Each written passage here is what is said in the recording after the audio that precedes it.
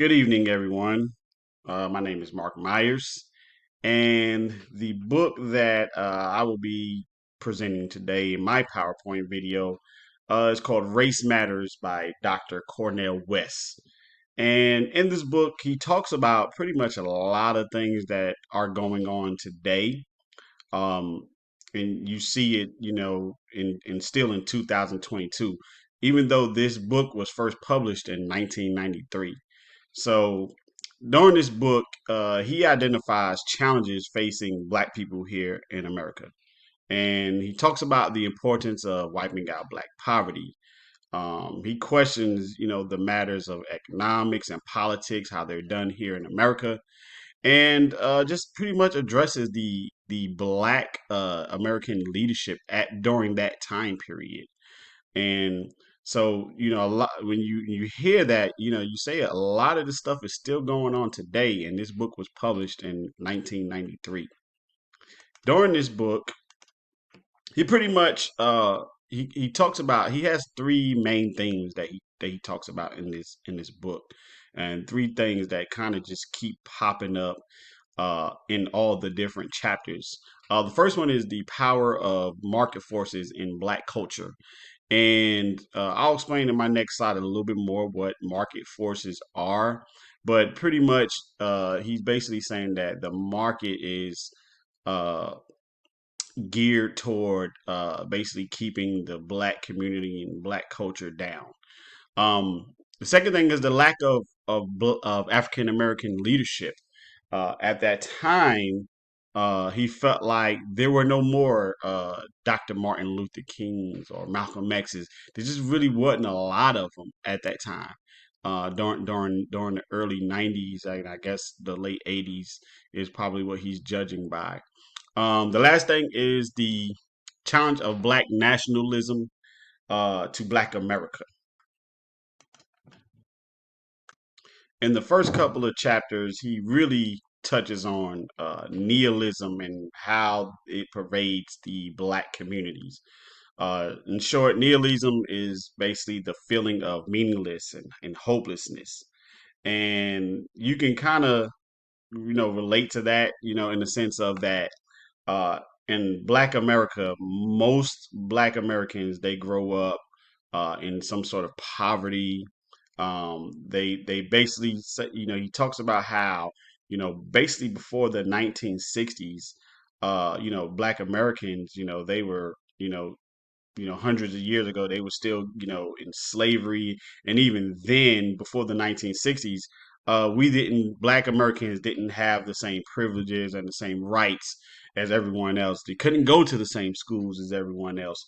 So, uh, what happened was the Black leaders during that time period, they came up with different things to basically fight against these nihilistic threats, basically. And so they came up with different cultures, different traditions, and even educational institutions.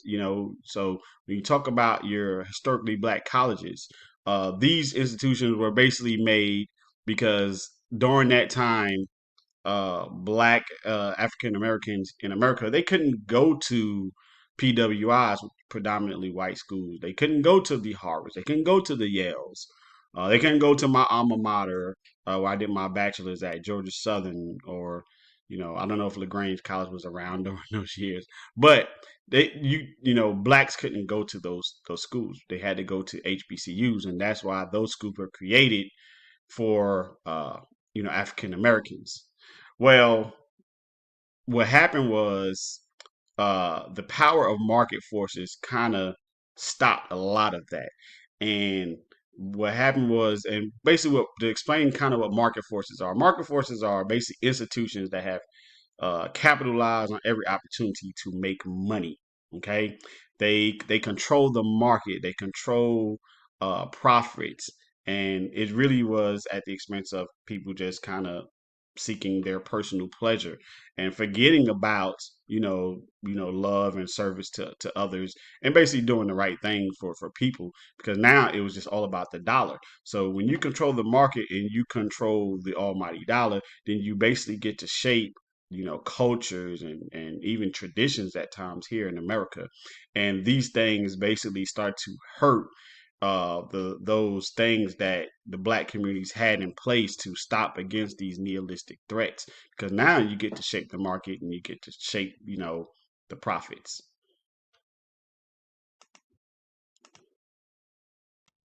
Another thing he really touches on is the lack of African American leadership during that time period.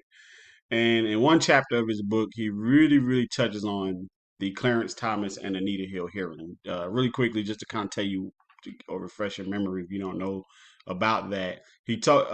Clarence Thomas was basically on trial for sexually assaulting Anita Hill, which both of those people they are African Americans, and he talked about how here we are at this national stage, and you have two black powerful people here in America at the time, and their trial is on public display, and it kind of started to split the black communities in the sense where now you got black women who they're against black men because they feel like obviously this shouldn't happen, and it was just on public display. So he felt like at that time there were just not enough black leaders there or black activists really making a difference.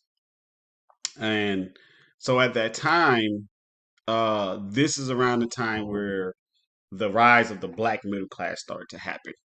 And he talks about how the black middle class, he felt like it was bad. He felt like it was bad for America in a lot of ways. So at the time, you had a lot of you had a lot of African Americans who now were kind of put into this middle class because they were making more money, they were getting more opportunities to be in higher places at their jobs or whatever. And he felt like it was bad because what happened was the middle class blacks, they really start to forget about the black cultures and the black traditions. You heard me kind of talk about the HBCUs, during the before the 60s. um, HBCUs basically were the schools, obviously, that took blacks because we couldn't go to the PWIs. Well, now because African Americans now have more money and more they're higher positions, and they're in a position now to where they can send their kids to the PWIs because obviously laws have changed during the 90s, and now they can go to these Yales, they can go to the Harvards, and he felt like what it did was it started to hurt those black institutions now because we weren't, blacks weren't sending their kids there anymore. And so in a sense, we were kind of forgetting about what our fight and struggle was. Um, he talks about, using moral reasoning versus racial reasoning in a lot of different ways. And moral reasoning is basically just kind of doing what's right, having some sort of morals, and racial reasoning is basically looking at race when you're making your decisions. And I think he wanted whites to have more compassion and more love for black people, and black people to, when they're thinking about what they're doing, to think about pretty much both moral and racial reasoning.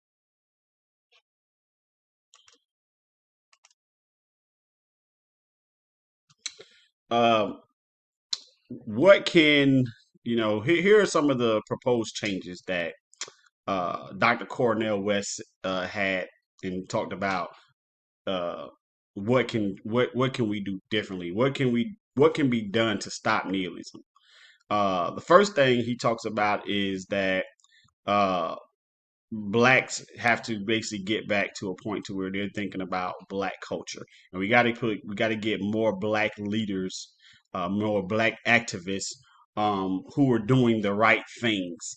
And like I said, at that time, I guess he felt like there weren't really any black activists at that time. You also heard me talk about that he wanted people to use uh, have more love and more compassion and more caring about people. So basically, just having better morals in a sense, and don't look at race so much. My opinion of the author's perspective. The first thing is that this book was obviously published in 1993, so it's a little bit outdated. And so some of those things don't exist anymore. Obviously, market forces do still exist, and I feel like they do still shape our culture. And I feel like if you control the market and you control profits, you control money, then you get to shape our culture. Uh, I do think that there are more black leaders doing more things now in our community than it was at that time.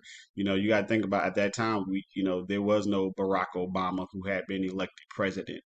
And I think whether you were a Republican or a Democrat, whether you voted for him or didn't vote for him, I think it was a win-win situation for all African Americans because we had African Americans had done something that had never been done, which was put a black African American man in the White House. Okay. I think the rise of the middle class is also a good thing. I think that, people should want more for themselves. And now you're starting to see that I think you can still want more for yourselves and still be a part of the upper 1% and still make change. You see guys like Charles Barkley who donating $1 million to HBCUs and all kind of other celebrities who were part of that 1%. They're starting to try to get back to HBCUs and go back to traditions and cultures. Are things perfect here in America? No, we're far from it. But I do think that we have made progress here in America. So, in short, as fast as I could go through that, I hope you enjoyed my video. And thank you and have a good evening.